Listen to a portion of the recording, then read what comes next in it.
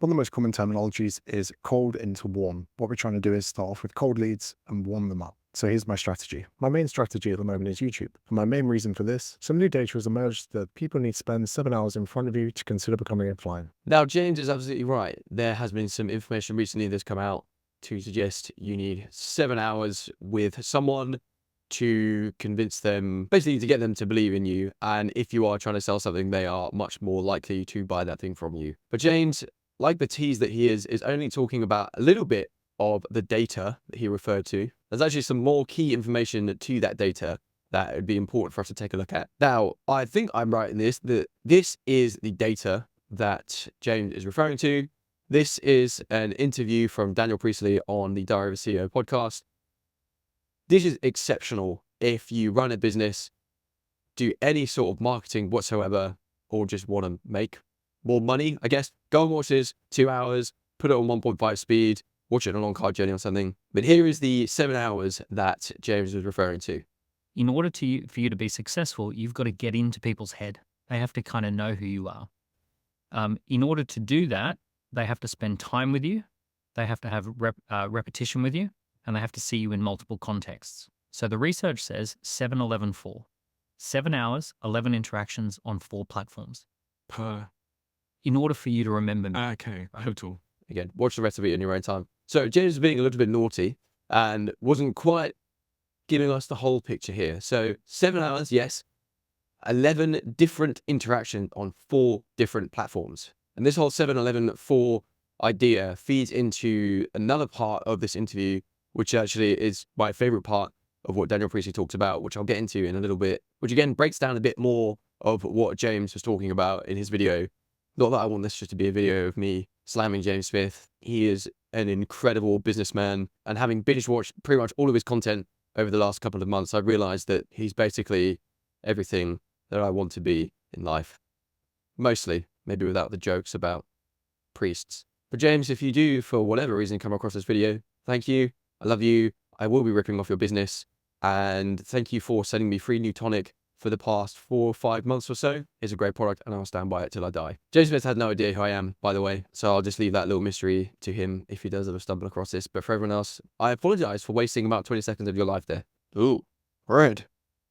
That's not good. So this system definitely makes marketing and trying to sell anything sound much simpler, kind of systemizes it in a way that is nicely packaged and conceivable. Okay, so I just need to spend 7 hours with someone 11 different times in 4 different places. But actually, when you start to think about that, 7 hours, that's a long time for a stranger to give you their time. And then you break it down further than that, 11 times. Again, for a stranger, if someone doesn't know you, how are you going to convince them to give you their attention on 11 separate occasions? And then you break it down further than that. Okay, I've got to see them in 4 different settings. Okay, I might grab their attention on TikTok or with a targeted ad somewhere. How am I going to get them in 3 other places as well? And then on top of that, how am I going to even make 7 hours worth of stuff to give to someone? How am I going to put it on 11 different places? How am I going to get it into 4 different mediums, 4 different platforms for them to see and rack up that time with me? Well, there's a system that, you guessed it, once again, James is actually using with his content. Although I was doing this before I started binge watching James's idea, so I'm going to say he stole my idea on this one. And that's the last time I brown nose in this video, I promise. This system makes it much more attainable to get those 7 hours, 11 different times in 4 different platforms. And I did actually post a similar video on this the first or second time I tried to start being consistent on YouTube and failed after about 4 videos. But lots changed in the world and in my own business journey since then. So here is the quickest and easiest way for you to get those 7, 11, 4 interactions with your potential customers. Sweating my nuts off. Once again, I've been too lazy to figure out a smarter way to do this, so I'm just going to draw. Let me stop the autofocus. Hello. Okay, so first place we're going to start is by making a long video. Think of the topic you want to speak about, come up with a plan to make a fantastic, value-packed video about that topic, sit down and film. Now, I don't have any data in terms of what is the best video length. Some people post videos like the Diary of a CEO, which are like 2.5, 3 hours long sometimes. I try to aim for like 20 minutes, just because for me personally, I'm happy to sit down and watch a 20-minute video. So I assume the same for my audience and the people that I'm trying to relate to. 15, 20 minutes is a good place to sit. And then this one video is suddenly going to explode into an abundance of content that you can post in 1,000 different areas. So first of all, this video you can post obviously to YouTube, or I don't really know where else. Facebook. Do people post long form videos on Facebook? But then it's what you do with that video that becomes so powerful. So from that video, you can split it into clips, short form content to go on Instagram, TikTok, Facebook, again, wherever you're posting it. And generally from, again, like a 15-20 minute video, you can get at least 3 or 4 clips from that, right? If you're making a video packed full of value, then, I mean, 4 should be like a bare minimum, really. It's a good metric, I guess, as well. If you haven't got more than 4 clips of value in your 20-minute long video, then your video is probably pretty boring and you're talking about a lot of crap that no one's going to care about. You can as well then take the audio from that, or even the video again itself, and post it as a podcast on Spotify, Apple Music, wherever else people post podcasts. You can take a transcript of what you've just spoken about, format it into emails. Again, maybe 1, but you could probably put it into a few emails as well if you wanted. Text posts. Again, take a transcript of the video, format it into value-packed text posts that you can put on LinkedIn or Twitter or Facebook again. I'd say be conscious of the formatting of those different platforms. LinkedIn, for example, has a very specific way that people seem to format their posts that does well. I personally hate LinkedIn. I don't know, maybe it's just because I was never good at it, but I think it's stupid. Do feel free to tell me if I'm missing out in the comments, but it just all feels a bit samey. And then similarly, you can make carousels or image posts, again, to post on Instagram, Facebook, TikTok even, LinkedIn, pretty much all of them. I guess kind of similar to text posts and emails, but you can do blog posts for your website as well. So then all of a sudden, from that one video that you've made, you've got what, like 20, 30 pieces of content that you can post across 7, 8, 9, 10 different platforms and locations. Now, one concern you might be having is obviously, okay, but how am I going to get the people that I want to see my content to see my content? It's all well and good making all this stuff, but if it doesn't get out to the right people, what's even the point? Particularly if you're similar to me, starting at a very low point, no subscribers, no followers. Well, I lied. The brown nosing is not over. To go back to something else that James Smith said, I know a lot of these concepts, like, he hasn't coined them, but as I say, I've been inside him for the last couple of months, so it's all just fresh in my mind. It's what he calls the TikTokification of social media.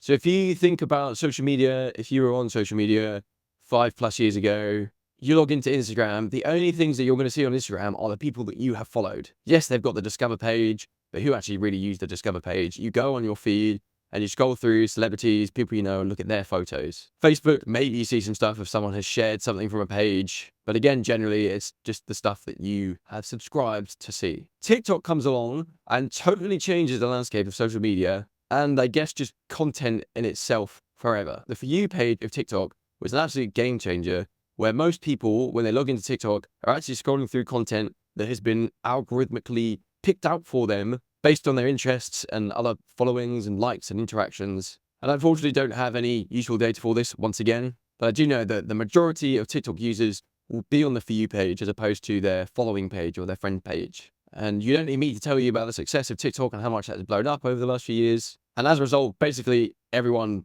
followed. Every social media platform is the same now, including YouTube.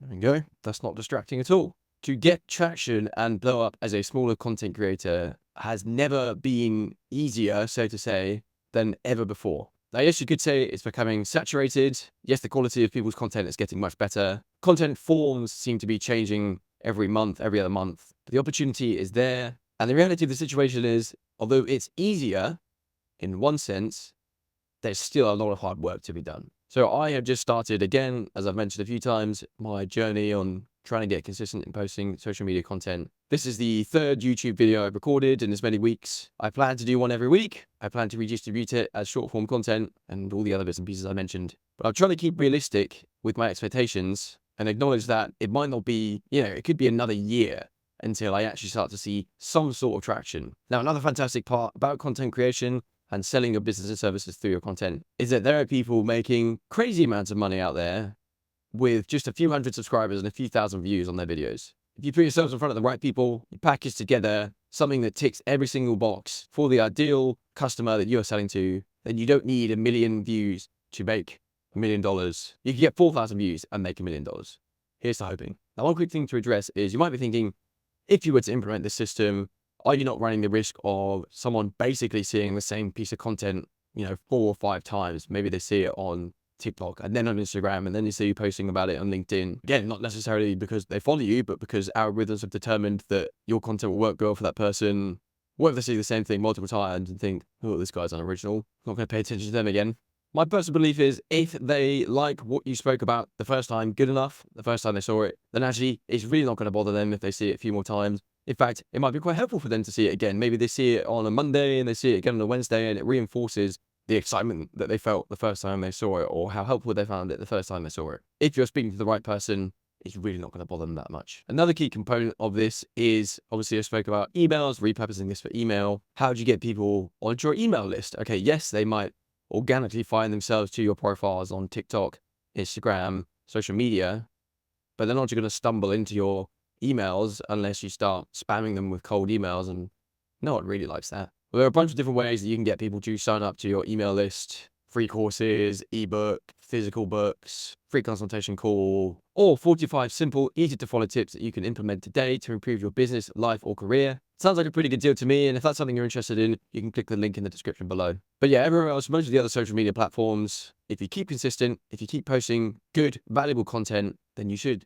keep popping up on relevant people's feeds, on their homepages. And if you start earning enough goodwill with that person, they give you a follow, they start seeing more of your stuff, they find out, oh, this short clip has come from a YouTube video, maybe I'll go and watch the whole video there, maybe I'll subscribe to their channel there. And before you know it, that 7 hours, those 11 interactions on 4 different platforms starts becoming increasingly easier. Now here, another thing I think is important to acknowledge is that those 7 hours, 11 interactions, 4 different platforms, those don't have to happen necessarily in 2 weeks. That can happen over 2 months, 6 months. Yes, we as humans have goldfish brains at the moment, thanks to things like social media and Amazon Prime, bringing us everything we need at just a click of a button. But again, if what you did was prominent enough to the person the first time, they will remember you when they see you again in a week, and then the week after that, and then the month after that, and your status and your relevance to that person will increase in that time until you get to the golden 7 hours. I mentioned that there was another part of this podcast which actually was more interesting to me than maybe the 7-11-4 thing, and that is this image right here. So again, in James Smith's video, he looked at a traditional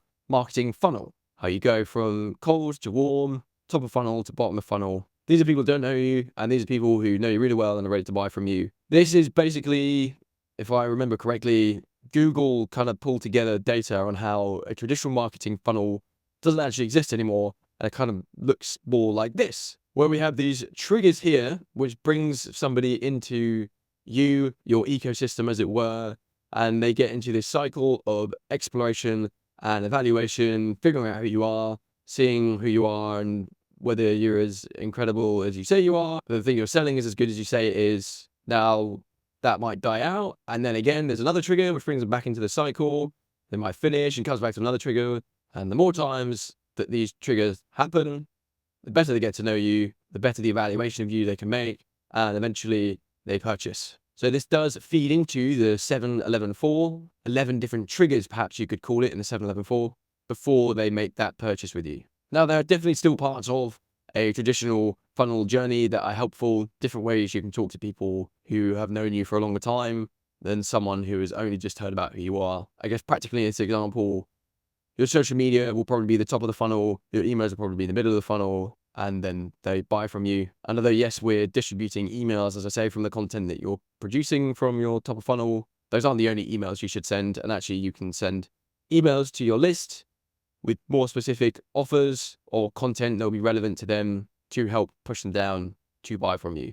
But I think this is a helpful visualization of a customer journey with you, in that anytime you cause a trigger in one of your customers, it puts them into this cycle of exploration and evaluation. I mean, to think about it for yourself, you might do it with this piece of content right here. This pops up, you watch it, you think, okay, this Dan guy is pretty handsome and seems to know a little bit what he's talking about.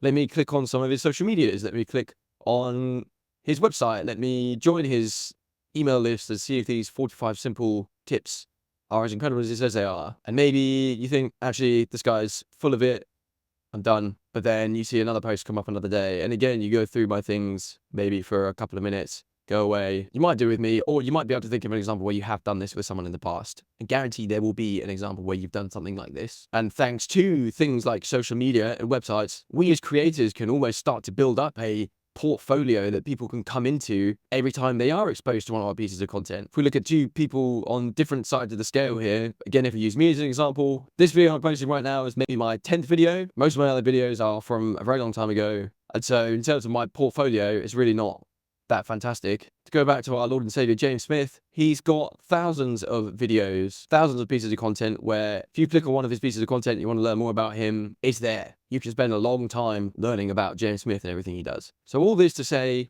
keep making content, keep making marketing assets. They don't have to be super high production every time. My videos are probably going to be a lot like this until, I don't know, I start making money to invest in some fun equipment that is maybe a little bit more comprehensive than this. But get the stuff out there. Start exposing yourself to people, so to say, and start racking up those 7 hours, 11 interactions, 4 different platforms. This system that I spoke about of breaking down a long form video into lots of little pieces of content, I believe is one of the best ways to do this. But consistency is important. So what I've done, and again spoke about in another one of my videos, is I created a Discord channel where basically at the point of making this video, its only function really is for accountability, maybe to ask some questions, and perhaps create some sort of community of similar-minded people where we can hold each other accountable, back each other up, answer questions. I'll be in there. I would love for you to join me as well. I'm going to have a channel on there, which is basically just to say, this is my goal. This is what I'm hoping to be consistent in over the next several months. And again, hopefully we can check in on each other and make sure that we're hitting those targets. And the consistency is definitely one of the key parts of that equation. And I'm going to put a video here or here. I still don't know which shoulder I need to point at yet, which goes into a little bit more on that subject. I recommend you watching it. And I guarantee if you do, it will bring you success in your business, life, career, or whatever goals and ambitions you have in your life right now. I feel like I owe it to say right now to James Smith, sorry for stealing all your content. As a thank you for letting me rip off your content, I will put a link to his website in the description down below as well. He has all sorts of content and courses at very affordable prices that you can get involved in and have someone speak about these things with a bit more experience than myself. So do that.